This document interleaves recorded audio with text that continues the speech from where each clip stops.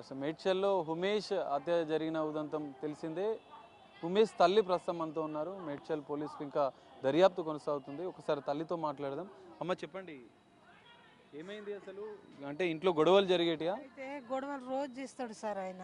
రోజు రోజు కొంచెం తాగి చేస్తాడు. తాగకుంటే మంచిగా ఉంటాడు. వేరేటోళ్ళు ఎవరికి చేయడు. నా దగ్గర పైసలు అడగతాడు. 100 రూపాయలు 50 రూపాయలు చికెన్ చేస్తా, 100 రూపాయలు తాగేదానికి రోజు ఏడుకెళ్ళి ఇస్తారా? నేను ఏం పని ఈ చేస్తా? రోజు ఏమైందమ్మా? ఈ రోజు మీ వాళ్ళు వచ్చి మాట్లాడుతున్నారని తెలిసింది. అయితే వాళ్ళు ఊరికి పోయిర్రు. నా చిన్న కొడుకు మా మరిది కొడుకు వాళ్ళు ఊరికి పోయిర్రు. ఊరికి పోతే వాళ్ళే ఫోన్ చేసిర్రు నా కొడుకుకు, ఇట్లా వస్తాము ఇట్లా చంపుతాము అని అన్నారంట. అయితే నాకెందుకు చంపుతావురా, నీవెందుకు వస్తావు, నా తమ్ముడే నాకు అనలేడు, మా తమ్మునికి తీసుకుపోయి సరదాగా పిలుచురు ఇట్లా ఇట్లా అని నాకు పెద్ద కొడుకు చెప్తుండు. అయితే ఏం లేదు, మేము వస్తున్నాం అన్నాడు. వాళ్ళు అన్నారు ఏ వట్టిగా అంటారు అని. మేము చికెన్ తెచ్చినాము, మంచిగా తిన్నాము, పెద్ద కొడుకు కూడా తిన్నాడు. నేను బయట వెళ్ళాను సారు, ఊకే ఇంట్లో ఉంటానా, నేను బయట వెళ్ళా. వాళ్ళు బండి మీద వచ్చిర్రు, దన గోపులు చాకుతోనే వేసిరంట. అయితే ఆయన ఏదో ఒకసారి వేస్తే ఊరికి వచ్చిండట, ఇటు ఊరికి వచ్చిండట. అయితే ఊరికి పోయిందనే ఇద్దరు వచ్చిరంట. ఇద్దరు వచ్చి రోడ్డు మీదనే మొత్తం చేసిరంట సారు. నాకు మొన్న పొడిచిడు సారు, నాకు తెలియదు సారు. అంతమంది ఉన్నప్పుడు నేను చూసే వరకు మంది ఉన్నారు సార్, అప్పుడు వచ్చిన సార్. మా చిన్న కొడుకు మరి చదువుకుంటాడని తెలుస్తుంది, మరి ఎందుకు ఇంత ఇట్లా కత్తులతో ఎందుకు? అమ్మ నాన్నకు అంత సతాడించుడు ఎందుకు, అట్లా చేసుడు ఎందుకు? అమ్మ ఇంటికి చంపుతానని నాకు కూడా చెప్పిండు.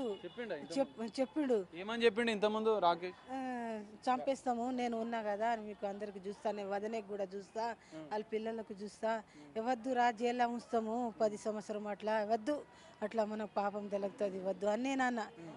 కాదు అమ్మ అని అన్నాడు. చేయనని నేను అనుకున్నా సారు, ఇట్లా చేయనని అనుకున్నా. ఇదే సారు మాకు ఏం గొడవ చెప్పలే అమ్మ, నువ్వు ఇద్దరు కొడుకులే కదా, చంపొద్దు, ఏదంటే కేసులు పెడదామని చెప్పలేదు అన్నా సారు. కేసు వేస్తామని రాత్రి వచ్చినాం ఈడ మేడం దగ్గర, ఇవాళ కేసు వేస్తామని అనుకున్నాం సారు. అలా వచ్చేసిర్రు సారు. కేసులా 10 సంవత్సరం జైల్లో ఉంచుతాం రా, మనం ఎప్పుడు యాద వచ్చినప్పుడు చూసి వస్తామని అనుకున్నా సారు. వాళ్ళు అవి ఎప్పుడు అప్పుడే వస్తానని నాకు తెలియదు సారు. ఇంకంతే సారు, ఏం లేదు సారు. అంటే ఇంతకుముందు ఎప్పుడైనా మాట్లాడిరా గొడవలు అయినప్పుడు, అరే ఇట్లా వేధించొద్దు, ఎక్కువ తాగుడికి బానిసై ఇట్లా గొడవలు అవుతున్నాయని చెప్పి మీ ఫ్యామిలీ వాళ్ళు కుటుంబంలో అంతా కలిసి కలిసిరు? వాళ్ళు వచ్చిర్రు. నా మరిది కొడుకు, మరిది కొడుక లచ్చు, వాళ్ళు అందరు వచ్చిర్రు.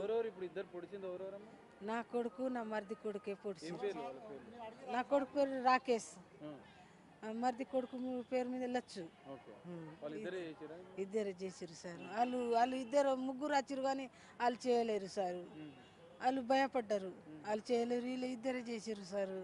మరి ఇట్లా మా నీ పెద్ద కొడుకునే ఇంకో కొడుకు చంపిండు, మరి ఎట్లా ఇంత? ఏం చేయాలి సార్? ఇక ఏం చేస్తా సార్, ఇక చంపేసిండు, నేనేం చేయాలి? ఇక ఇప్పుడు ఇద్దరు పిల్లలు ఆయనకు, ఎంతమంది పిల్లలు? ఇద్దరు పిల్లలు అనాథలు అవుతారు. మరి మీ చిన్న కొడుకు నువ్వు చెప్పలేదా అట్లా చెయ్యొద్దు అని చెప్పి? ఇంతకుముందు నీకు చెప్పిండు అని చెప్తున్నావు కదా, అట్లా చెయ్యకరా, ఏదో కేసు పెడదాం మారుతాడు అని చెప్పి ఏం చేయలేదు? ఎంతో కేసులు పెట్టినాం సారు. 5 సార్లు జైల్లో ఉంచినాం. 5 సార్లకి నేనే తీసుకొచ్చిన. ఎన్నో పైసలు తీసుకొచ్చి 5,000 10,000 గట్టి తీసుకొచ్చిన సారు. మళ్ళా దుబాయ్ పోతామని అన్నాడు సార్ చౌదీ. 60,000 కట్టిన సారు చౌదీ పోయేస్తా అంటే. మళ్ళా కట్టినా మళ్ళీ బొంబాయి నుంచి పోయిరు సారు.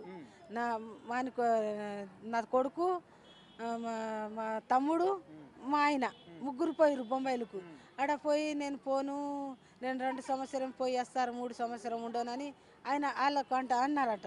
అయితే వద్దా అన్న, మీకు వద్దు, మళ్ళీ తోలేసిర్రు. మళ్ళా 10 రోజులు అవుతుంది సారు బొంబాయి పోయి వచ్చిండు. 10 రోజులు అవుతుంది సారు. ఇప్పటి నుంచి మంచిగా ఉంటా అని ఎప్పుడన్నా చెప్పిండా మీకు? ఇప్పటి నుంచి మంచిగా ఉంటా అని అన్నాడు. మేము ఏం అనలే. నేను ఒక్కసారి అన్నా, ఇట్లా ఎందుకు పోయి వచ్చినావురా, ఖర్చు చేసినావు అంటే ఫోన్ పలగొట్టిండు, గోడాకేసిండు, పలిగింది ఫోను. మళ్ళీ ఫోన్ మంచిగా చేపియాలి, నేను కంపెనీకి పోతా అన్నాడు. మళ్ళీ మా ఆయన దగ్గర 1,500 అడిగి ఫోన్ ఇప్పించిన, మంచిగా చేపించిన. మళ్ళీ కంపెనీకి వెళ్ళిండు. 6 రోజులు వెళ్ళిండు. 6 రోజులు పైసలు ఇచ్చిండ్రు వాళ్ళు కంపెనీలోకి వెళ్ళి. 6 రోజులు పైసలు వస్తే నాకు 350 ఇచ్చిండు. నువ్వు ఏ కూరగాయలు నిన్న కూరగాయలు తీసుకురా పో అమ్మ అసలు ఏమైనా పని చేస్తుండేనా ఉమేష్, ఏమైనా పని చేస్తుండేనా? కూరగాయలు తీసుకురా. ఇంతకుముందు ఊర్లో ఉన్నప్పుడు కూడా ఏదో కొన్ని గొడవలు అయినాయి, ఇంకేదో చేసిండని చెప్పి. వేరేతోని గొడవ ఏం చేయడు సార్, మాతోనే చేస్తాడు, ఇంట్లో మాతోనే ఉంటాడు. ఇంతకుముందు జైలుకి వెళ్ళింది, వేరే కేసులలో జైలుకి వెళ్ళిండి అని చెప్తున్నారు. ఒక్కొనికి ఇక ఈడ బయట దెబ్బ తగిలింది, అది దవాఖానలో పోయిండు. వాళ్ళు దవాఖానలో ఎవరు లేరు, అయితే బిరువా ఏమో ఉందంట, అది ఇట్లా పట్టుకుంటే దొంగతనానికి వచ్చిందని కేసు వేసేసిండు. కేసు వేసేసిండు ఒకడు కేసు వేసిండు, ఒకడేమో ఇక మేమే మా కోడలు కాలే ఇరగొట్టిండు, కాలు మంచిగా చేపించిన మా కోడలే 2 సార్లు జైలు అయిపించింది. ఇదే సారు. చిన్న కొడుకు ఎప్పుడు చెప్పలేదా అమ్మ? మరి ఇద్దరు ఒకటే కదా నీకు, ఇప్పుడు కొడుకులు అంటే ఇద్దరు ఒకటే కదా, ఇద్దరు కొడుకులే కదా. మరి ఇద్దరు కొడుకులు ఉన్నప్పుడు చిన్న కొడుకు అట్లా చెయ్యకు, అత్తే మీకు ముందే చంపుతా అని చెప్పిండు కదా, చంపినప్పుడు మీరు ఎప్పుడు చెప్పలేదా మరి ఆయనకి? చెప్పినాము నా కోడలు కూడా చంపుతాము అని అన్నది. వద్దే పియంక రేసంలా అని అంటాం సార్, నా కోడలే కానీ చంపుతా అని అన్నారే కానీ చంపారని మాకు తెలుసు, కానీ ఇట్లా చేస్తారని తెలియదు సార్. అట్లా ఉన్నాము సారు, కోపంలో భయం చెప్తారు అని అనుకున్నాం, కానీ ఇట్లా ఫస్ట్ వచ్చి చంపుతారని మాకు తెలియదు సారు. మిమ్మల్ని కొట్టేవాళ్ళమ్మా, ఎందుకంటే తల్లిని చెల్లని మధ్యానికి అంటే బాగా తాగి కొట్టేవాడు అని చెప్పి. కొట్టుండు రాత్రి తల మీద కాలుతోని కొట్టుండు ఒక్కటేసారి, మొత్తం చుక్కలు వచ్చింది నాకు. అయితే మా బిడ్డ బాత్రూంలో ఉంది, అమ్మకి ఎందుకు కొడుతున్నావురా అని అన్నది మా పెద్ద కొడుకు. నీవెవలే ఇట్లా జుట్టు పట్టుకున్నాడు. కొట్టేవాడమ్మా, అసలు మిమ్మల్ని ఎందుకు కొట్టేవాడు? కొడతాడు, ఆయనకి ఏమవుతాడో ఏమో, మెంటల్ భార్య కూడా మెంటల్ అవుతాడు జర సేపులో. అయితే ఇట్లా పట్టుకున్నాడు 2 దెబ్బ కొట్టిండు. మళ్ళీ బయట ఉరికినాము మేము, బయట ఉరికితే మళ్ళీ బయట కూడా కొట్టిండు మా చెల్లెకు మా బిడ్డకు.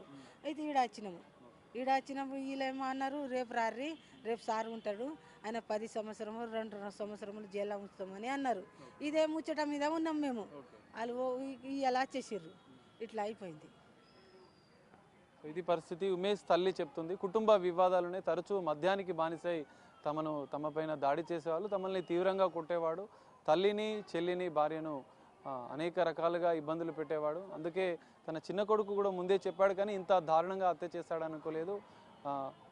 కేసులు నమోదు చేస్తే జైలుకు వెళ్తే మారతాడు అనుకున్నాం, కానీ తన కొడుకుని తన చిన్న కొడుకే హత్య చేస్తాడు ఇంత దారుణంగా అని చెప్పి అనుకోలేదంటూ ఆ తల్లి తీవ్రంగా రోధిస్తున్న పరిస్థితి కనిపిస్తుంది.